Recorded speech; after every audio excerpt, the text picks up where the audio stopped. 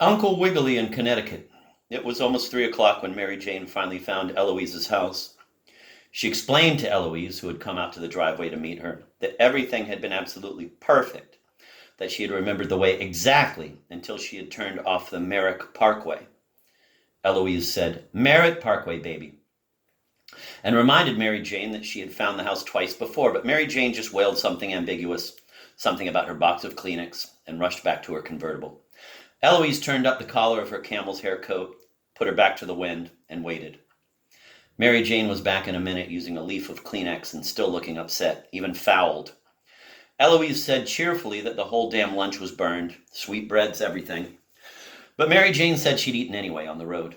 As the two walked toward the house, Eloise asked Mary Jane how it happened she had the day off. Mary Jane said she didn't have the whole day off. It was just that Mr. Weinberg had a hernia and was home in Larchmont, and she had to bring him his mail and take a couple of letters every afternoon. She asked Eloise just exactly what is a hernia anyway. Eloise, dropping her cigarette on the soiled snow underfoot, said she didn't actually know, but that Mary Jane didn't have to worry much about getting one. Mary Jane said, "Oh," and the girls entered the house. 20 minutes later, they were finishing their first highball in the living room and were talking in the manner peculiar, probably limited, to former college roommates. They had an even stronger bond between them. Neither of them had graduated. Eloise had left college in the middle of her sophomore year in 1942, a week after she had been caught with a soldier in a closed elevator on the third floor of her residence hall. Mary Jane had left, same year, same class, almost the same month, to marry an aviation cadet stationed in Jacksonville, Florida, a lean, air-minded boy from Dill, Mississippi, who had spent 2 of the 3 months Mary Jane had been married to him in jail for stabbing an MP. "No," Eloise was saying, "it was actually red." She was stretched out on the couch, her thin but very pretty legs crossed at the ankles. "I heard it was blonde," Mary Jane repeated. She was seated in the blue straight chair. "What do you call it? Swore up and down it was blonde."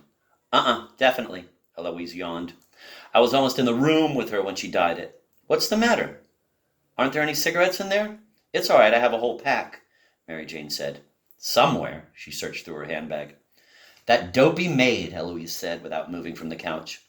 "I dropped 2 brand new cartons in front of her nose about an hour ago. She'll be in any minute to ask me what to do with them. Where the hell was I?" "Thiringer," Mary Jane prompted, lighting one of her own cigarettes. "Oh, yeah, I remember exactly. She died it the night before she married that Frank Hinkie. You remember him at all?" "Just sort of. Little old private. Terribly unattractive." "Unattractive? God, he looked like an unwashed Bela Lugosi." Mary Jane threw back her head and roared. "Marvelous," she said, coming back into drinking position. "Give me your glass," Eloise said, swinging her stockinged feet to the floor and standing up. "Honestly, that dope. I did everything but get Lou to make love to her, to get her to come out here with us. Now I'm sorry Where'd you get that thing?" "This?" said Mary Jane, touching a cameo brooch at her throat. "I had it at school, for goodness sake. It was Mother's." "God," Eloise said, with the empty glasses in her hands. "I don't have one damn thing holy to wear. If Lou's mother ever dies, she'll probably leave me some old monogrammed ice pick or something. How are you getting along with her these days, anyway?" "Don't be funny," Eloise said on her way to the kitchen. "This is positively the last one for me," Mary Jane called after her. "Like hell it is. Who called who? And who came 2 hours late? You're going to stick around till I'm sick of you.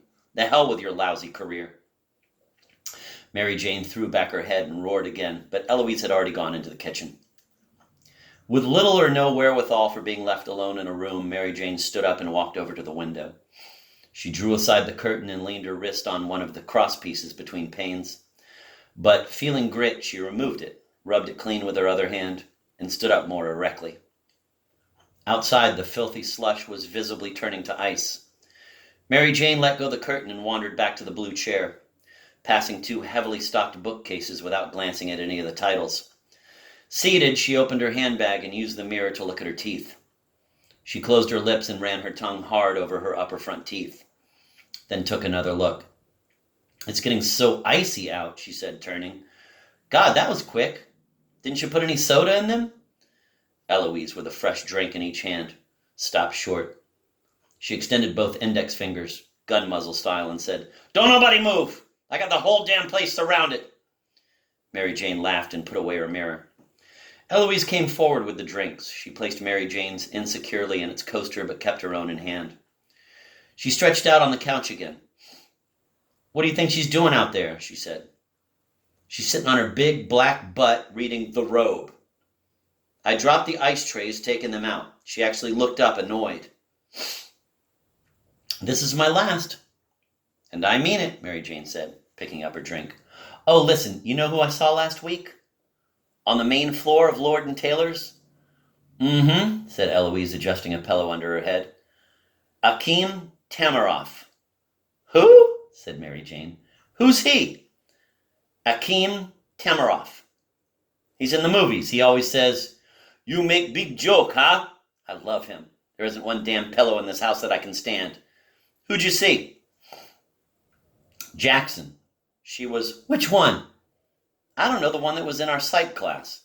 Both of them were in our psych class. Well, the one with the terrific Marcia Louise. I ran into her once too." "She talk your ear off?" "God, yes." "But you know what she told me, though? Dr. Whiting's dead. She said she had a letter from Barbara Hill saying Whiting got cancer last summer and died and all. She only weighed 62 pounds when she died. Isn't that terrible?" "No. Eloise, you're getting hard as nails." What else she say?" "Oh, she just got back from Europe. Her husband was stationed in Germany or something, and she was with him. They had a 47-room house, she said, just with one other couple and about 10 servants.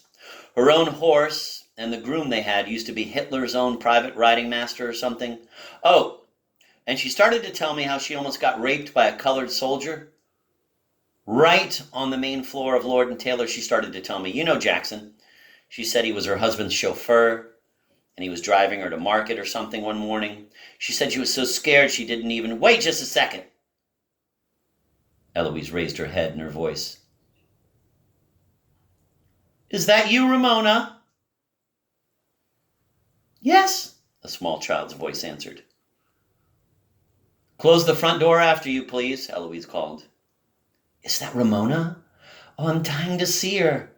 Do you realize I haven't seen her since she had her..." "Ramona!" Eloise shouted, with her eyes shut. "Go out in the kitchen and let Grace take your galoshes off." "All right," said Ramona. "Come on, Jimmy." "Oh, I'm dying to see her," Mary Jane said. "Oh, God, look what I did. I'm terribly sorry, Elle." Leave it," said Eloise. "I hate this damn rug anyway. I'll get you another." "No, look, I have more than half left." Mary Jane held up her glass. "Sure?" said Eloise. "Give me a cigarette." Mary Jane extended her pack of cigarettes, saying, "Oh, I'm dying to see her. Who does she look like now?" Eloise struck a light. "Akim Tamaroff. No, seriously. Lou. She looks like Lou." When his mother comes over, the three of them look like triplets. Without sitting up, Eloise reached for a stack of ashtrays on the far side of the cigarette table. She successfully lifted off the top one and set it down on her stomach. "What I need is a Cocker Spaniel or something," she said. "Somebody that looks like me." "How are her eyes now?" Mary Jane asked. "I mean, they're not any worse or anything, are they?" "God, not that I know of." "Can she see at all without her glasses? I mean, if she gets up in the night to go to the John or something?" "She won't tell anybody. She's lousy with secrets." Mary Jane turned around in her chair.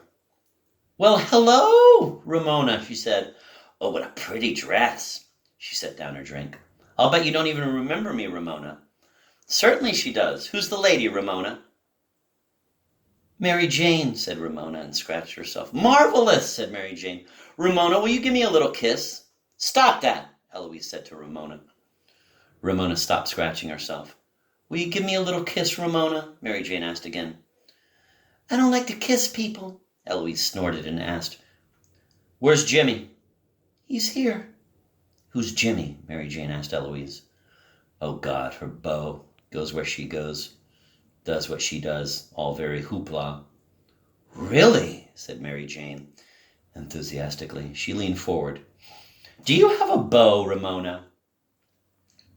Ramona's eyes behind thick, counter-myopia lenses did not reflect even the smallest part of Mary Jane's enthusiasm. Mary Jane asked you a question, Ramona, Eloise said. Ramona inserted a finger into her small, broad nose. Stop that, Eloise said. Mary Jane asked you if you have a beau. Yes, said Ramona, busy with her nose. Ramona, Eloise said, cut that out, but immediately. Ramona put her hand down. Well, I think that's just wonderful, Mary Jane said. What's his name? Will you tell me his name, Ramona? Or is it a big secret? Jimmy, Ramona said. Jimmy? Oh, I love the name Jimmy. Jimmy what, Ramona? Jimmy Jimmerino, said Ramona. Stand still, said Eloise. Well, that's quite a name. Where is Jimmy? Will you tell me, Ramona? Here, said Ramona. Mary Jane looked around, then looked back at Ramona, smiling as provocatively as possible. Here where, honey? Here, said Ramona. I'm holding his hand. I don't get it, Mary Jane said to Eloise, who was finishing her drink. Don't look at me, said Eloise. Mary Jane looked back at Ramona. Oh, I see. Jimmy's just a make-believe little boy. Marvelous! Mary Jane leaned forward cordially. How do you do, Jimmy? She said. He won't talk to you, said Eloise. Ramona, tell Mary Jane about Jimmy. Tell her what? Stand up, please. Tell Mary Jane how Jimmy looks. He has green eyes and black hair. What else? No mommy and no daddy. What else? No freckles. What else? A sword. What else? I don't know, said Ramona, and began to scratch herself again.